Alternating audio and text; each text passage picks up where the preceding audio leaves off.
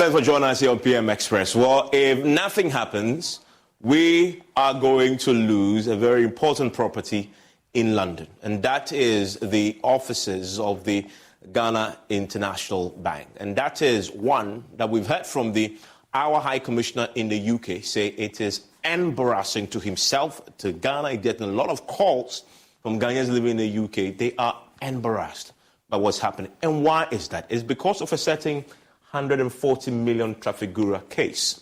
And we risk now our properties in the UK being sold off to defray that particular judgment debt. Let's discuss this. This is a topic we're so familiar with in this country called judgment debt, except now that our properties in the United Kingdom and elsewhere likely going to be subject of sale if we don't find this money to pay. So, really, what happened? It all boils down to the termination of the Trafigura case, the Trafigura deal with Ghana. And that, by the way, was something that this particular government decided to do, and they had many, many reasons for doing so, according to the Attorney General, that the 4 PPAs with a combined capacity of 181 megawatts should be deferred on to 2021. And this was, if you're tracking the various decisions that have been made, the many issues that the government had themselves put forth, according to the Attorney General herself, 11 PPAs with a combined capacity of 281 megawatts among the GPGC. And GPGC was the actual company. It was a subsidiary of Trafigura that had entered into this contract to execute this project, this power project with Ghana, and was terminated as a result of that. And that the government of Ghana, Attorney General at the time, also advised that the GPGC project will result in cost of, in excess of this, $815 million if implemented with this attendant high tariff. So there's a lot of concerns that the government raised, including concerns around corruption, etc., which led to the termination, of course. And when it was terminated, we knew at the time of termination that why GPU's contract was terminated. We knew at the time if we terminated, there was going to be consequences for it. And they talked about illegality for want of capacity. They talked about failure to obtain sitting and construction permits. They talked about installation of used plants contrary to policy. They talked about failure on the part of the GP to fulfill CP's conditions subsequent. All manner of, interventions that were put in there as reasons for the termination. But the agreement was also very clear about what would happen if we terminated it wrongly, and GPGC had obviously gone to the London court and argued that that contract was terminated wrongly, as a result of which they got the judgment in their favor.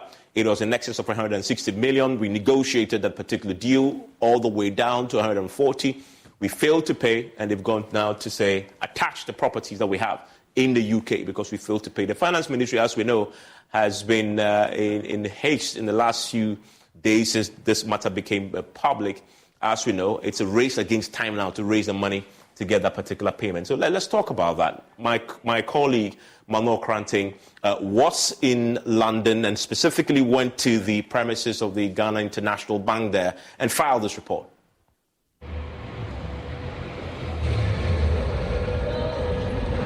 This is the entrance to the Ghana International Bank here in the heart of central London in the UK. It sits within a 6-story property popularly known as Regina House, which the government of Ghana currently owns and controls.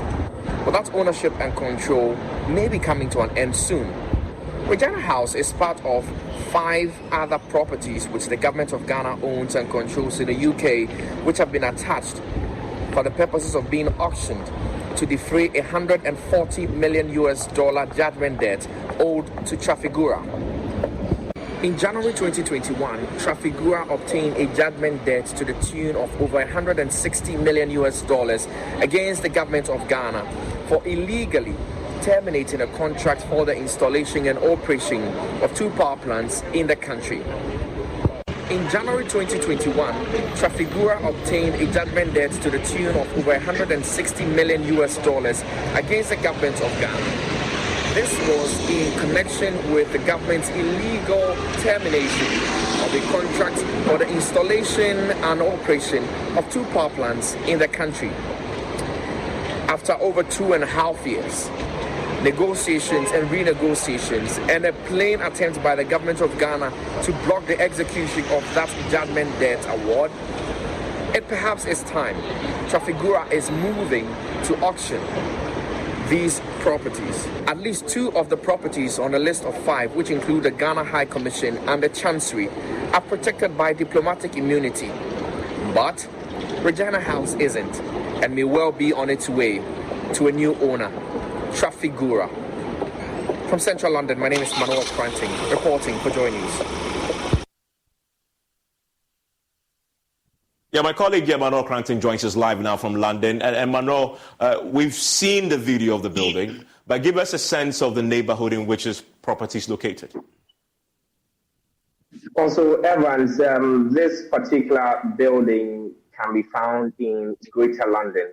And just to give you a sense of the sort of buildings around, in just a radius of about 100 meters, you have the Crown Court in Greater London. You have several other banks. I can mention, for instance, in that Regina House building alone, apart from the Ghana International Bank, you have another bank called Chiba Bank.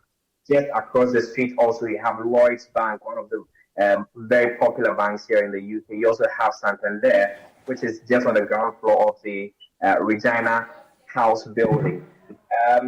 In my estimation, of course, as I moved across the area, you get the sense that all of these buildings and properties within the area are high-value properties, none of which is below 5 stories. So these are really high-rise buildings within the Greater London area.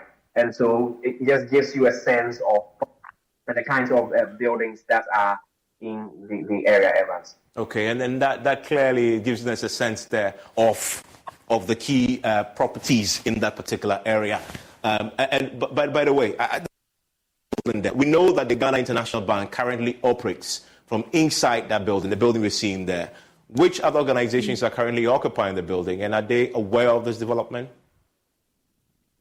Well, Evans, at the time of business hours when I visited the place, business was going on pretty normally, and the employees in the building were working as they would on any other day. Sources close to the hierarchy of the, for instance, the Ghana International Bank, sources close to its managers tell me that they have taken a public notice of the ongoing conversation and have currently, what I have learned is that they have begun conversations with their lawyers to assess and consider the various options available to them for when, worst case scenario happens. Talking about the other operations, like other institutions that are occupying this Regina House building, there is another bank, another investment bank called Chiba Bank. And even with the Ghana International Bank alone, there is the normal banking wing of the company, and there's also the investment banking wing of the company. And both of them are operating in this building. They share, per my checks, the first, third, and sixth floors of this 6-story Regina House in Greater London. So this is a critical, a critical installation.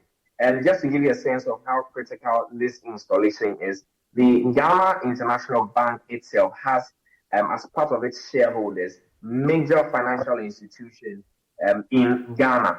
For instance, the Ghana Commercial Bank is one of its major shareholders, SNIT, ADB, SIC, and the likes.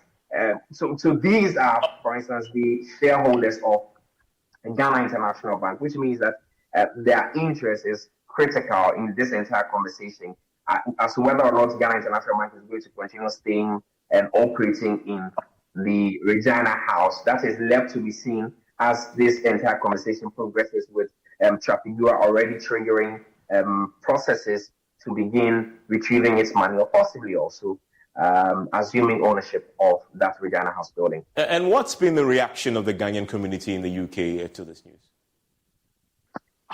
It's been outright disappointment, and if I should say, disgust, really, because it's not been up to 3 weeks since a group of Ghanaians in the UK besieged the offices of the Ghana High Commission here in London.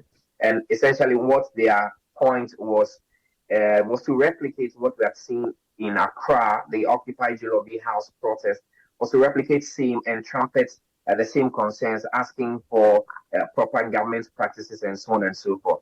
3 weeks or so down the lane, there's more trouble, not only in Ghana. This time around, the trouble is right here in London. And so you can imagine with the trouble right at their doorsteps, you can imagine the reaction that they're having. In fact, somebody mentioned to me that, look, if we are owing about $140 million to Trafigura, how difficult is that in terms of prioritization?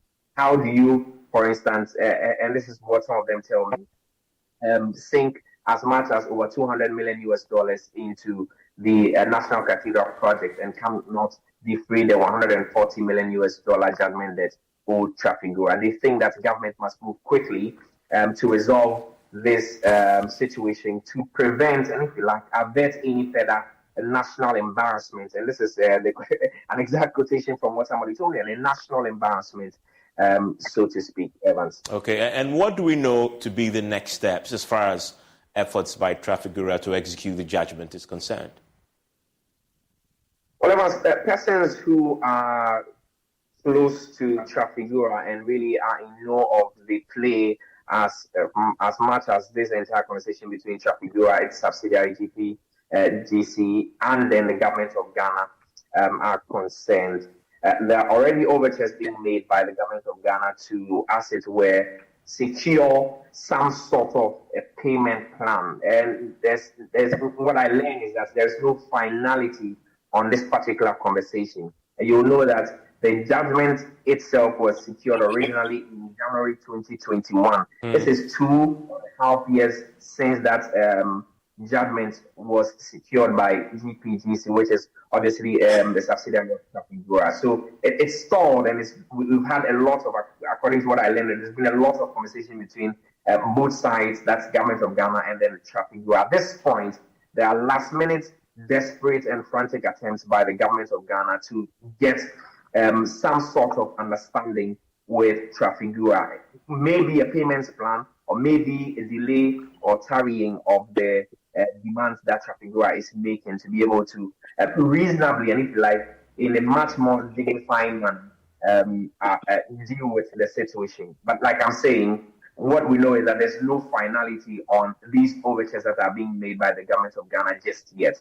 And so the buildings may well be on their way out into the hands of new owners, Evans. Okay, and thank you very much, Manuel. We'll be hearing from our own High Commissioner to the UK pretty shortly, Papa Wong-Sankuma, who, of course, has been talking about his own personal embarrassment at this latest development. And thank you, Manuel, for the reporting there from London, and that building there, which houses the Ghana International Bank. Joining me right now is Dr. Kwabena Donkor, is a former Power Minister, MP for Pru East constituency.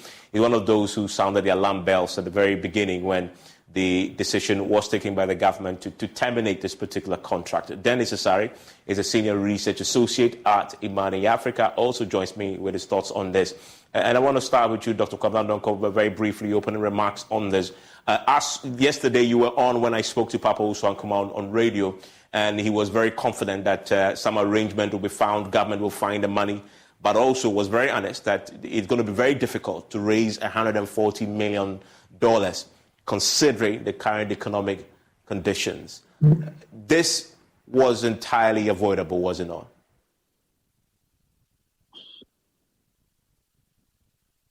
Well, it was very avoidable, as I said. And let me quickly say this. In your intro, I've heard for the first time allegations of corruption. Yes. I am most surprised.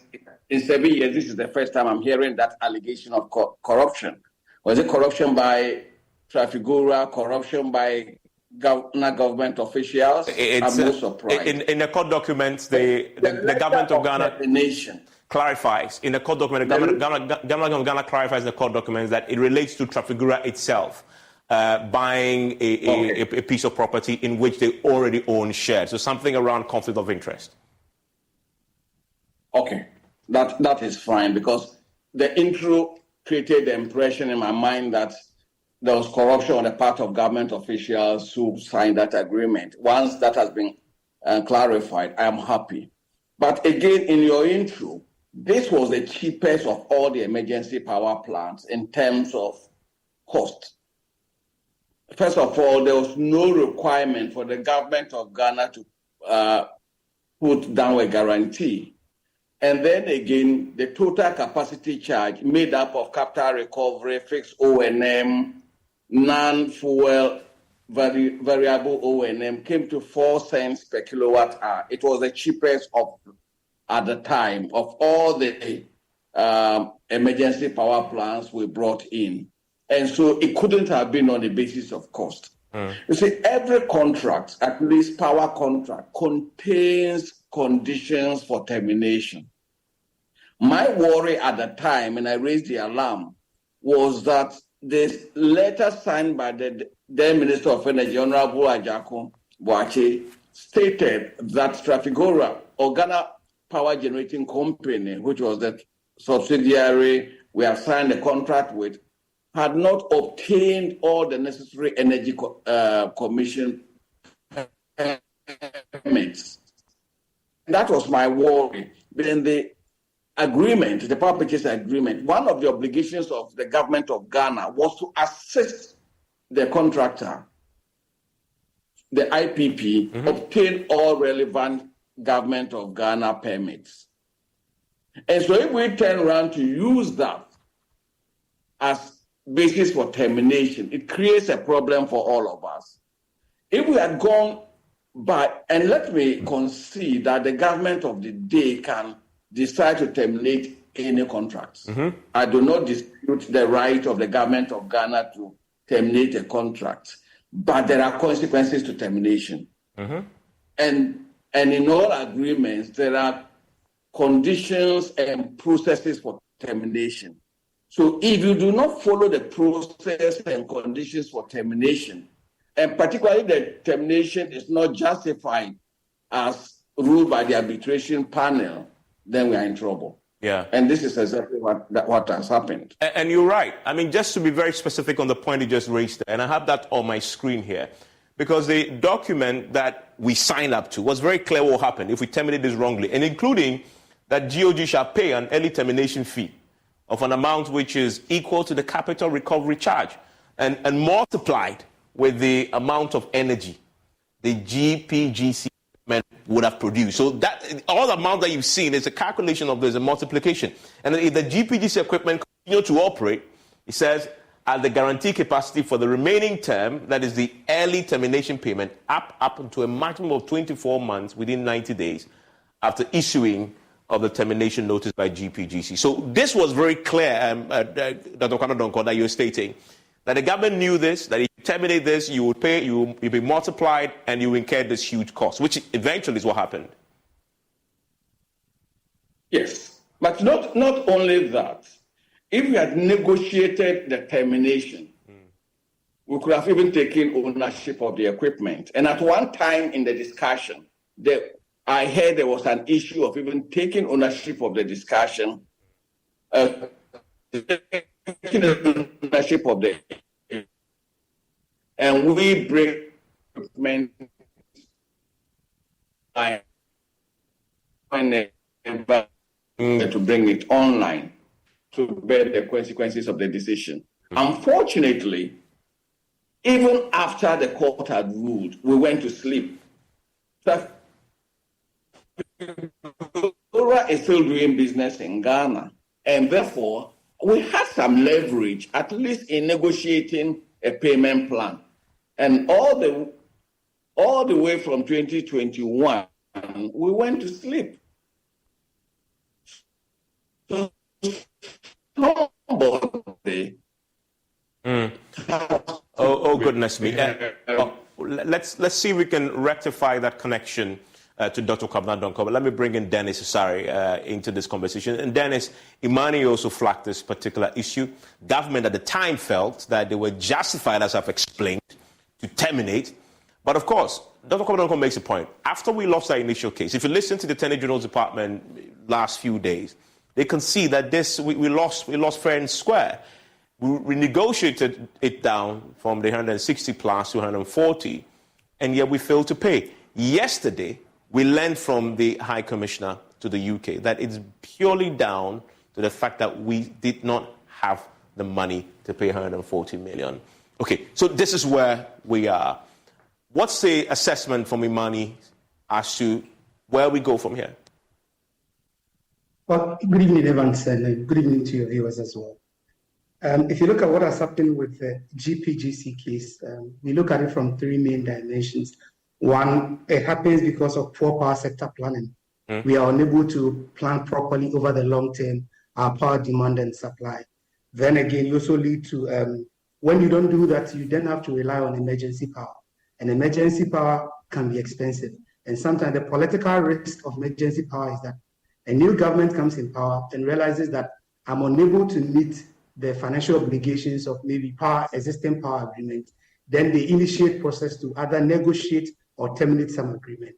And the last one we look at it is sometimes the advice that comes from the Attorney General's office. If you look at this Trafigura case, clearly the Attorney General's office ill-advised government. If you look at the 4-point basis that they cite for the reason that they want to terminate this agreement in terms of illegality for want of capacity of GPGC to enter into PPA, failure to obtain siting and construction permit, installation of use plan contrary to policy, and failure on the part of the seller to fulfill CPs and conditions subsequent. You can see clearly in the tribunal's ruling that the IPP, Trafigura, or GPGC fulfilled most of their requirement, and therefore the requirement that were not fulfilled, for example, the conditions subsequent and precedent, were dependent on the government of Ghana also performing their function. For example, in terms of siting even the plant, it was the responsibility of the government to help the IPP in terms of identifying location, citing that all of that work was not done, even when the government posed a different location in form, and that one was also not done.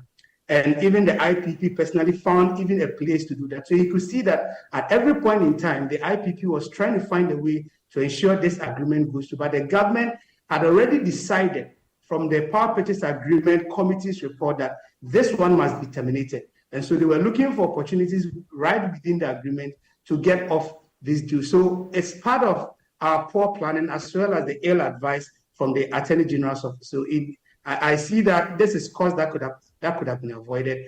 And after the ruling was given in 2021, we had opportunities to negotiate and plan how to pay out this.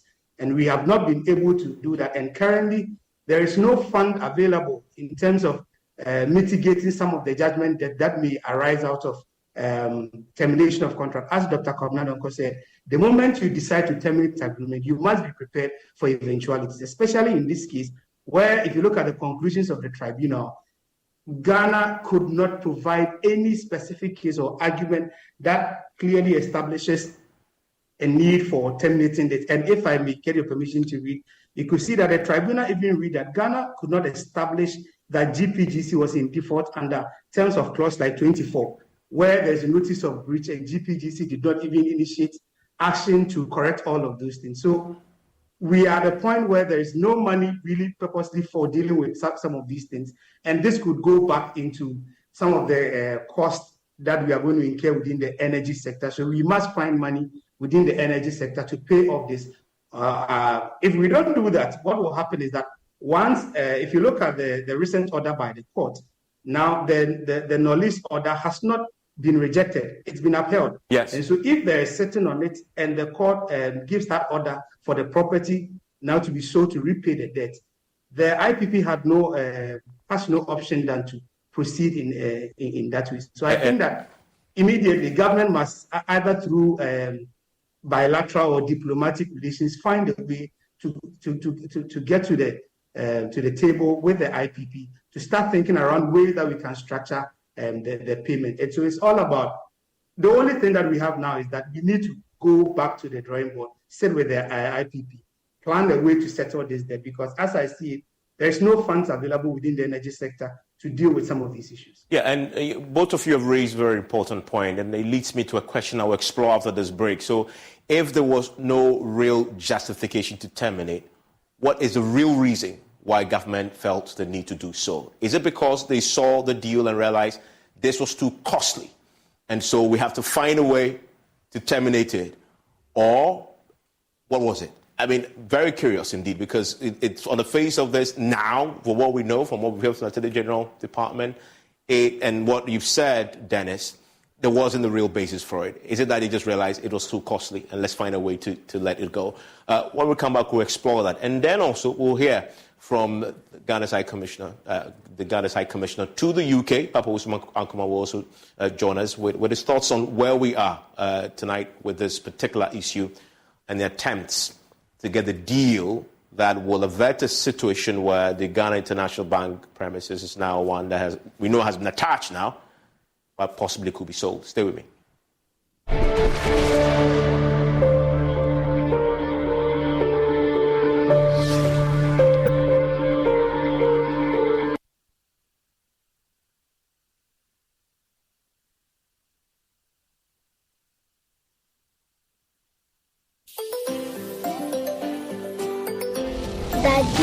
Daddy, this tank is big. Yes, that's true. It can store a lot of water. That's so true. Wow, it has a working tortoise on it. That's so true. I can see SINTEX. Syntax. That is so true, my daughter. When it falls down, it will spoil. That's not true. But why? Hey! Syntex was the first to introduce double-layer tanks in Ghana. Syntex again was the first to introduce white inner layers in Ghana. Syntex gives you the biggest warranty, 7 years. No matter your water needs, Syntex is the answer. Syntex tank. Are you strong? Are you tough? We are calling all distinguished alumni, cherished friends, and well-wishers of the University of Professional Studies Accra, UPSA, to join us as we climax the 58th anniversary of UPSA with a fundraising gala and awards ceremony. The date is Friday, November 3rd, 2023, at the iconic UPSA Auditorium with our guest of honor, Dr. KK Sapon, Chancellor of UPSA. Our fundraising gala is not just an event, it's a dynamic opportunity to contribute to the establishment of an endowment fund and the construction of an ultra-modern police station for the UPSA community, as well as rekindling old friendships on campus, networking with business leaders, and getting recognized for your charitable contributions. For tickets and donations, simply dial *771 *10# and enter the UPSA code 1850. UPSA, scholarship with professionalism.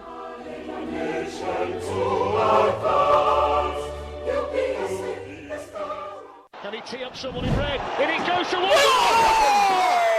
Do like that! That's who goes for. I got 5 champions league. You want to know? I be the real goat. Sam, I'm the real goat. The left magician. Who is the goat? Ghana Jollof or Nigeria Jollof? Ghana Jollof has no co-equal. The smell alone. Oh my God. No, that shift. You two they lie, eh? Now the same stew when they use cook the rice and then they go put them for top. You are lying. Ghana Jollof.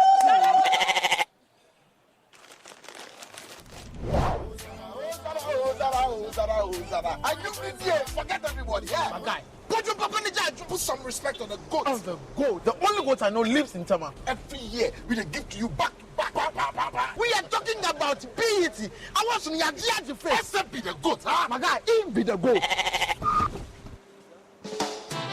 Though our choice of goats may differ in football, music, and jollof, Alomo Bitters always brings us together. Alomo, experience greatness in every moment. Drink responsibly. Not for sale to persons under 18, nor recommended to pregnant women. This advert is FDA approved. Daddy, this tank is big. Yes, that's true. It can store a lot of water. That's so true. Wow, it has a working tortoise on it. That's so true. I can see SINTEX. Syntax. That is so true, my daughter. when it falls down, it will spoil. That's not true. But why? Yay! Syntex was the first to introduce double-layer tanks in Ghana. Syntex again was the first to introduce white inner layers in Ghana. Syntex gives you the biggest warranty, 7 years. No matter your water needs, Syntex is the answer. Syntex tank. Are you strong?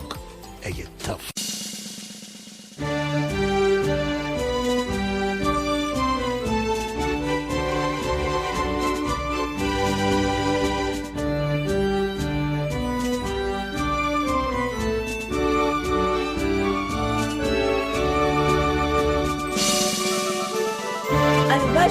Anniversary. I can't believe it's been 125 years already. Enum Presbyterian Senior High School is a prestigious school in the Sunyamine district of the Eastern Region. Established in 1897, the school has served the nation under several capacities as an institution. This year, the school is celebrating its 125th anniversary on Saturday, 28 October 2023 at 9 o'clock a.m. The venue for the Grand Deba is the forecourt of the school's administration block. Speaking on the theme, promoting quality education through discipline for tomorrow's generation is Reverend Professor Joseph Osafwedu. The special guest of honor to grace the occasion is Odeneho Kwafo Akoto III, the Oman Hene of Akwemu traditional area. Other invited guests include His Excellency Dr. Mahamudu Bawumia, Vice President of the Republic of Ghana. Honorable Dr. Ya Osei Ebichu, Minister of Education. Honorable Thomas Ampemyako, MP for Asojamine constituency. Right Reverend Professor Joseph Odriye Boamante, the moderator of the Presbyterian Church of Ghana, and many more dignitaries. The days preceding the Grand Deba will be filled with activities such as inter-house football gala, float, awards presentation, and many more. All students, stakeholders, and well-wishers are cordially invited. Upon the mountain,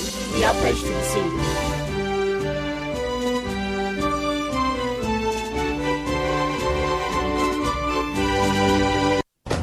Starting this October 20th to 11th of November, the African Football League.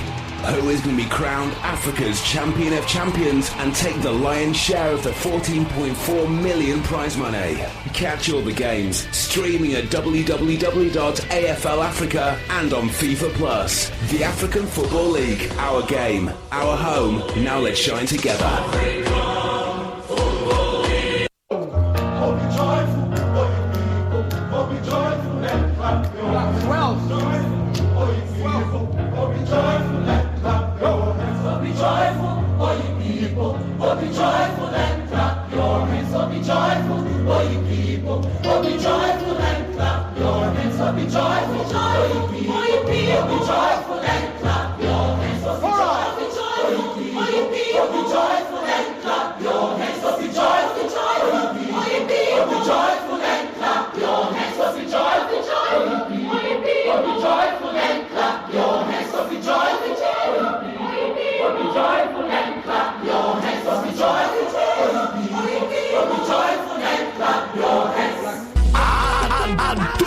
Yeah, behim. Clap your hands and give the dance unto the Lord. Hallelujah. Do praise. Yeah.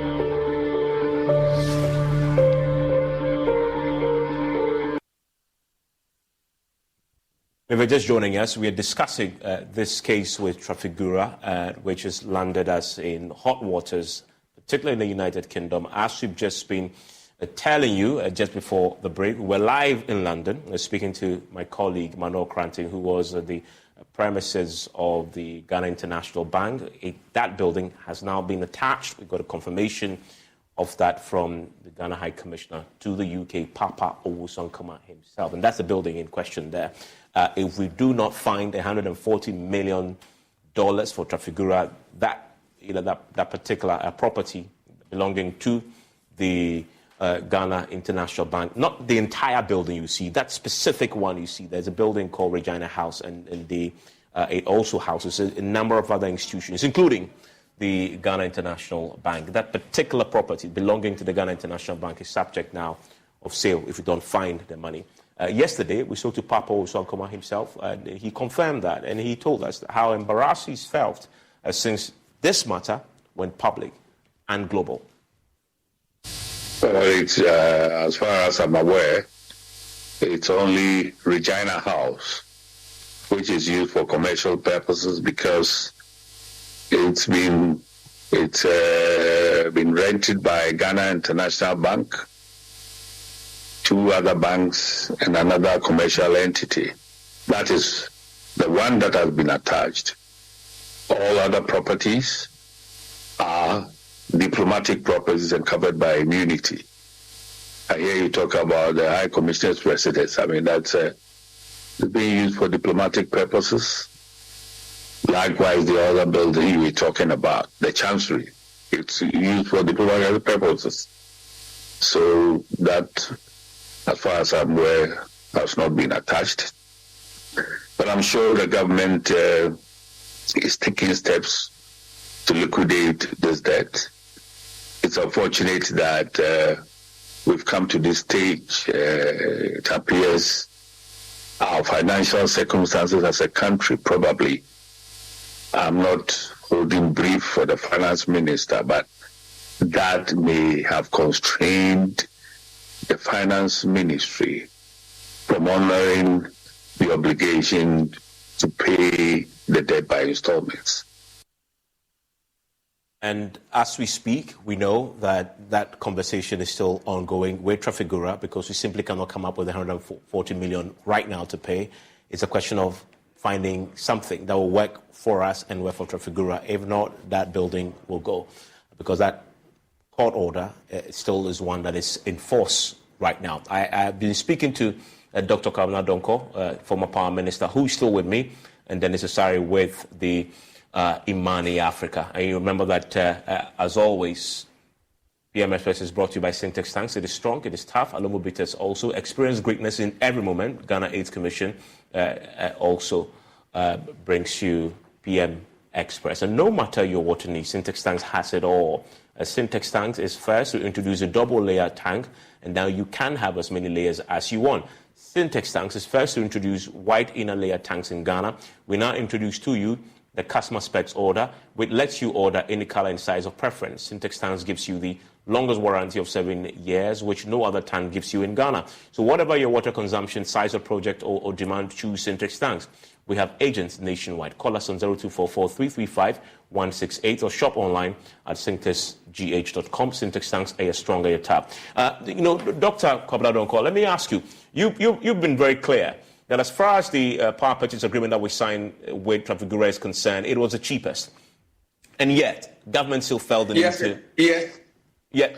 Let me even give you a few more. For example, it was also the shortest because it was for 4 years. The duration was 4 years. It was the shortest of all the emergency power purchase agreements we signed to hold us over a short term whilst the normal IPPs kick in. So it was over 4 years. Yes, it was used equipment, and it was known at that time. And it was not the only used equipment that was brought in. The AXA plant was also used. It wasn't new. And so for AXA, we signed a 5-year agreement. And the government has found it necessary to extend this agreement for another 10 years. So the question of the equipment being used is neither here nor there. It was known at the time. The duration was 4 years. Let me also talk. If the government has so wanted, they could have started when it came online. They did the same for Amandi. They did the same for Jacobson.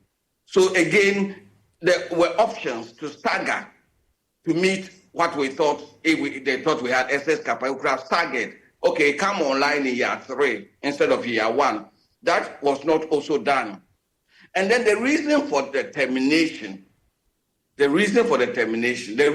given in the letter of termination Couldn't have been the reason.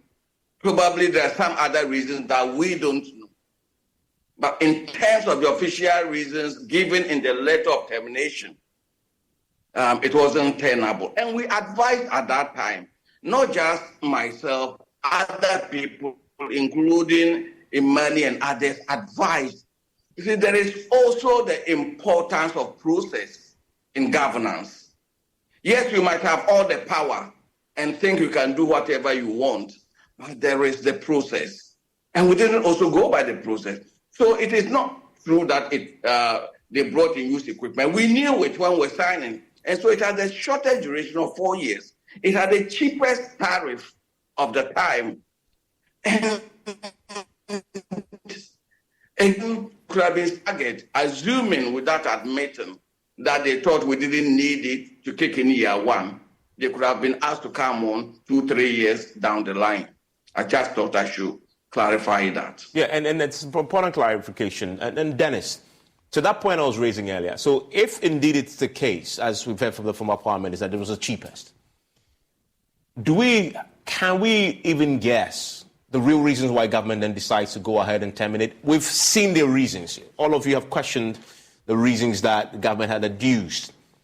The illegality, for want of capacity of GNPC to enter the PPA agreement, failure to obtain a site and construction permit, installation of used plant contrary to policy, failure on the part of GPGC to fulfill its CPs and conditions subsequent. Then, as you said, all these excuses were simply not good enough. But government still went ahead. And again, I was suggesting that possibly they realized it was expensive. But Dr. Kwame Nkrumah says it was not expensive, it was the cheapest. So any other reasons why we will get ourselves into this current mess, if all the reasons were not tenable? Well, Evan, so if you look at the work of the Power Purchase Agreement Committee that was established, their objective was to identify how we could reduce the excess capacity cost that government would have to pay because of the emergency plans that we had procured. So it was about cost. It was mainly about cost, because if you look at the arguments that they make in the Power Purchase Agreement Committee's report, specifically for the GPGC project, the main argument they raised was that if they allow the plants to operate, annually we would have to pay excess capacity of about $25 million. And over the lifetime of the plant, we would have to now pay about $115 or $116 million. So government's argument was that primarily was on cost. Secondly, they also argued that the plant was going to be situated in Pong, that is Tema, and at that time, the reverse flow that would allow natural gas to be transported from the west to the east had not been completed. And so the government argued that the plant would be placed or situated at a place where natural gas is rarely available, or you don't have natural gas in large quantities. And so the argument was that because the main fuel the plant would use is not highly available in Tema, and that it will cost more, it was good for government to terminate that agreement. But if you juxtapose that to the argument they make at the tribunal, rarely did the Attorney General or the representative of Ghana raise issues around cost. One of the issues that they raised was that the conditions precedent and the conditions subsequent were not even met. They also even argued that even the EPA itself was not effective. And so their main argument technically was cost. But when they appeared before the tribunal, the legal arguments that they make was that in terms of even the whole validity of the EPA itself and other things that needed to be done for that EPA to be valid, for government to be compelled to hold that EPA, all those conditions were not met. And you see in the ruling that Ghana could not provide substantive reasons or credible reasons to show that the IPP could not meet that. So primary reason was cost. And the government at the time even estimated that the excess capacity cost was estimated around $500 million every year. And so most of the analysis they made, GPGC power plant was one of the victims that had to be terminated. And so it was purely cost and natural gas availability issues. But if you look at the ruling at the tribunal, no cost agreement was made. That is why if you look at the concluding arguments by GPGC, they raised the issue that Ghana terminated the agreement merely on cost-benefit analysis. They realized that if they terminate this agreement, it will inure to the benefit of the state and had no argument or no reason relating to the technical issues like conditions, precedents, conditions, subsequent. It was purely because of cost. And we did not really look at what we must do to ensure that we don't incur any cost. If you look at the agreement... Dennis, I must ask you, if it was primarily about cost, do you find that to be a justifiable reason for the government to look into this and decide to go ahead and terminate? Was there a basis that at the time to relook at this matter closely based on the cost? Well, so government was really keen. We have to look at it in the entirety of emergency plans that were procured. And so government was seeking to minimize the cost that they will incur and the debt that may come into the energy sector.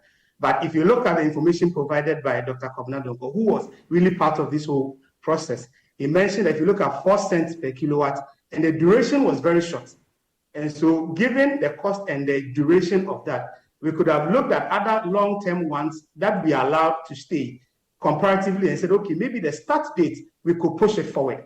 So there were other opportunities at the time for us to address the cost implication, because if you push the operational date forward, then you also mitigate the cost that you may have to incur by the start date of 2018.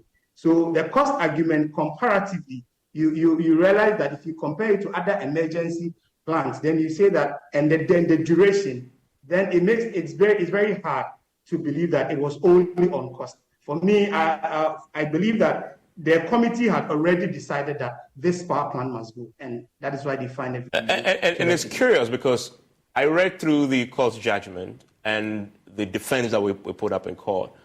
I struggle to see the cost argument pushed quite forcefully by our lawyers in court, if that was a basis. It was never made. If you look at the argument that we raised, there was no point where the government raised that, given the cost and comparing it to existing emergency plants, this GPGC plant was expensive. We didn't raise all of those arguments. And even the conditions that we said the IPP had not satisfied, we failed to even find a site for the IPP. Even with the gas testing, Ghana delayed. And if you look at arguments that the government made, that they presented an old plant, we were aware and we agreed, and it was after that government was aware of the state of the plant that Parliament ratified the agreement. And so all the arguments that we make throughout the entire process, there was never a time where we cite costs. That is why the tribunal found it worthy that the main reason why the government terminated this deal was purely because if they terminate it, it reduces the cost that the energy sector would have to bear. And so it was purely cost-benefit analysis and not really the fact that technically the IPP did not hold its aspect of the bargain. And that is why you can't find any argument of cost in the legal argument presented at the tribunal. Yeah. Because that was not the reason. I mean, Dr. Kabadonko, you thankfully are a member of Parliament, and Parliament resumed pretty shortly. We now have $140 million that we need to pay. We paid part of it from what I understand. We don't know exactly how much. What should happen now? Should somebody be held responsible? And for what exactly? You see, I take the position that in public office, you are not likely to get 100% of your decisions all turning out to be right because of the nature of the operating environment. Oh, we lost him there. Let me put that same question to Dennis, and hopefully we can reestablish. The process has to be followed.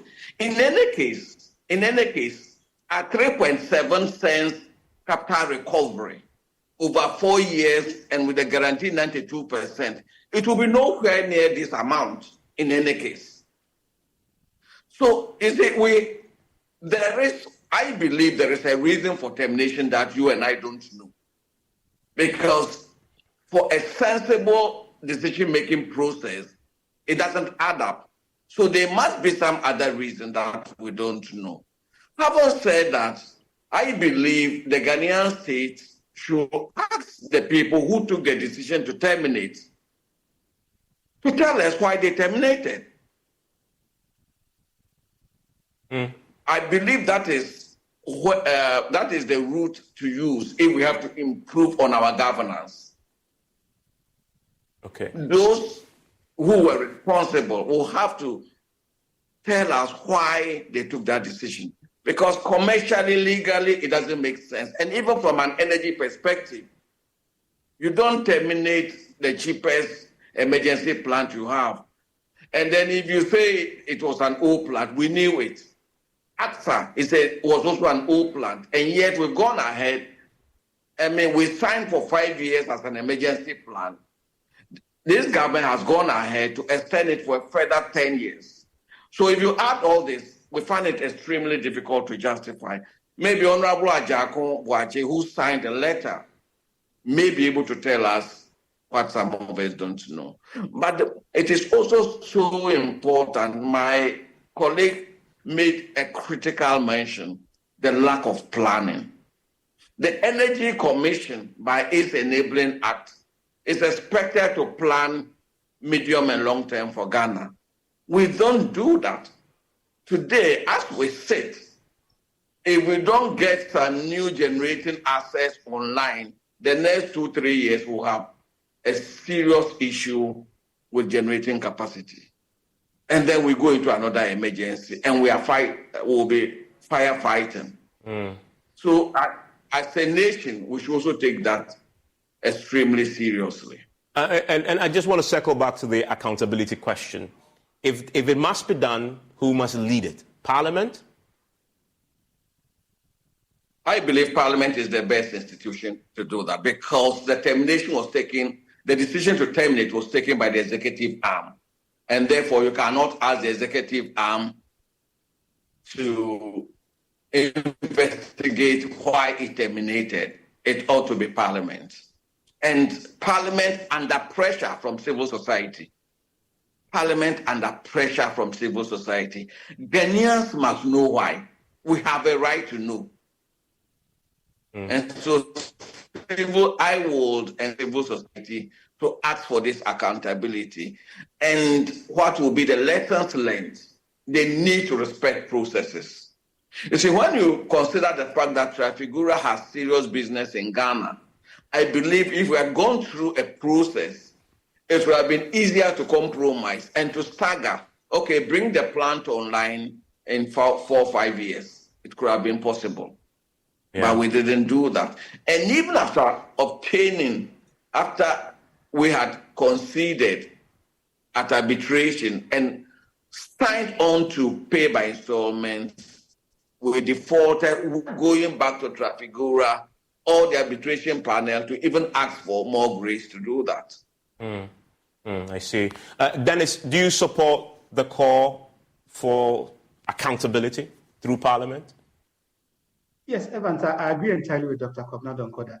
At least some questions need to be asked and someone must provide responses, given that if you look at the arguments we made to the tribunal, has nothing to do with the Attorney General's recommendations to Cabinet as well as to the Executive to terminate this agreement. And for me, what is even more important is that I think it's about time that we pay attention to some of the advice that Attorney General's department gives to certain key sectors of our economy, like energy, where you require that is highly technical, and you need people who understand the space well to give the appropriate advice.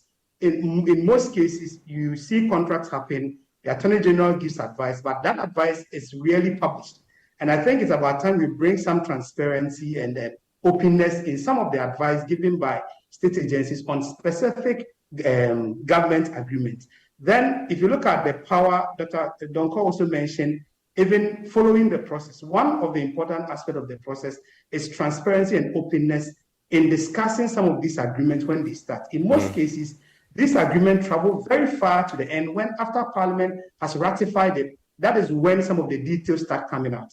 And if we want to bring transparency and more accountability into the space, I believe that right from the process of negotiating contracts and even discussions about getting a very high valuable energy project like a plant, there should be conversations within the civil society space as well as in Parliament. There should be regular debates or consistent debates on some of these issues. So we weigh the pros and cons. If we had done all of these things I'm not sure will be at this point. So I believe that some questions need to be asked, and we must find some answers, especially publication of the Power Purchase Agreement Committee's report on each of the emergency power plants. Yeah, thank you very much, Dennis. Dennis Asari is the Senior Research Associate at Imani, and you had also the Dr. Kwabena Donkor, who is a former power minister on the subject. This is a subject that we'll keep a close eye on because we still need to get clarity on what we're going to do with the $140 million judgment debt. Because as we've shown you tonight, live from London, that property has now formally been attached. That's the Ghana International Bank's property has now been attached. And unless we find a deal, we reach some sort of compromise with Trafigura, it's going to be sold.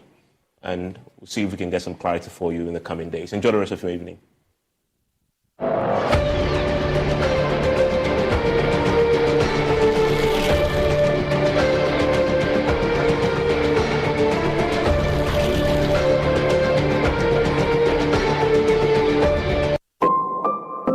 About 1/3 of